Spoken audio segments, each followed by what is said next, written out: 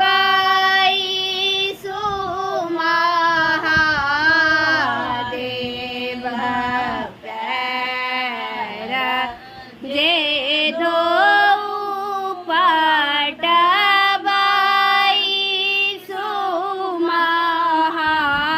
सुमहादेव बकाऊ